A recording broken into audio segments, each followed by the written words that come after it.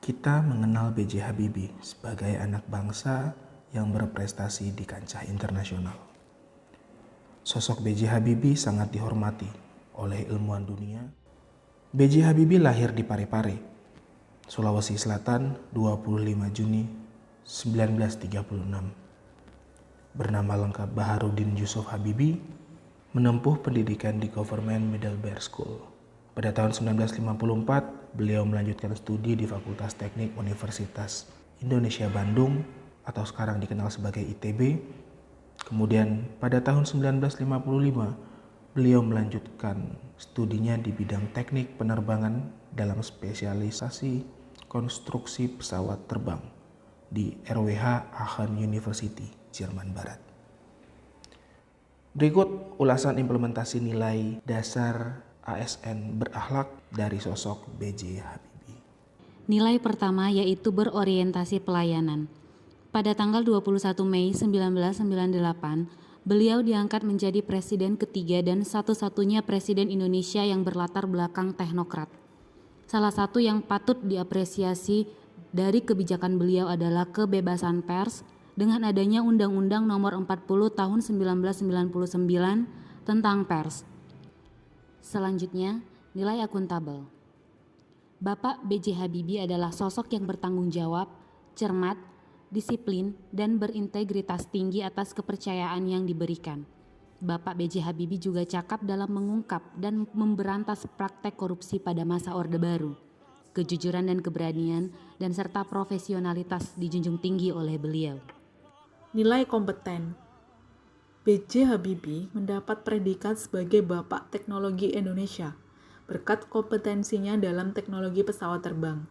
Habibie adalah salah satu dari angkatan pertama dirgantara yang dikirimkan Presiden Soekarno ke berbagai negara untuk belajar membuat pesawat.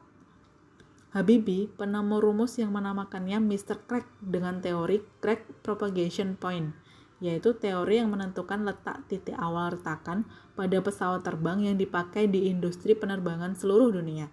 Nilai harmonis. B.J. Habibie adalah salah satu pemimpin yang partisipatif di mana beliau selalu mengikut sertakan bawahan atau pengikutnya untuk bersama-sama berperan di dalam proses pengambilan keputusan. Dengan hal ini, keharmonisan antara pimpinan dengan bawahan yang diperlakukan sama sehingga membangun suasana kerja yang kondusif. Nilai ini tidak bisa kita pisahkan dari sosok Bapak Habibie. Beliau memimpin bangsa mengawali masa-masa awal reformasi pada Mei 1998. Pak Habibie telah membangun kembali Indonesia di tengah kondisi terpuruk pasca runtuhnya Orde Baru. Beliau mengemban tugas berat untuk memulihkan ekonomi dengan segenap jiwa dan raga agar Indonesia bisa kembali berjalan dan bisa mendapatkan kepercayaan internasional. Seorang B.J. Habibie adalah salah satu sosok yang luar biasa. Inovasinya untuk negeri ini sangatlah tak ternilai.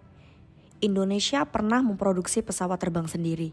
Sehingga tak salah, orang tua dahulu sering menasihati anaknya untuk belajarlah yang rajin agar bisa seperti Bapak Habibie. Nilai berakhlak yang terakhir adalah kolaboratif.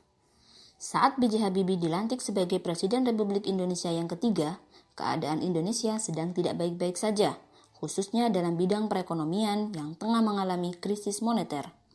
Sebagai presiden, beliau membuat berbagai kebijakan untuk menyelesaikan masalah tersebut. Salah satunya adalah bekerja sama dengan IMF, dan dalam kurun waktu 1 tahunan, beliau berhasil mengembalikan nilai tukar rupiah. Selain itu, nilai kolaboratif juga beliau tunjukkan dalam mewujudkan cita-citanya untuk membangun industri dirgantara di Indonesia, di mana beliau bekerja sama dengan Casa Spanyol dalam pengembangan pesawat CU-235 dan sukses mengudara pada tahun 1995 saat uji coba.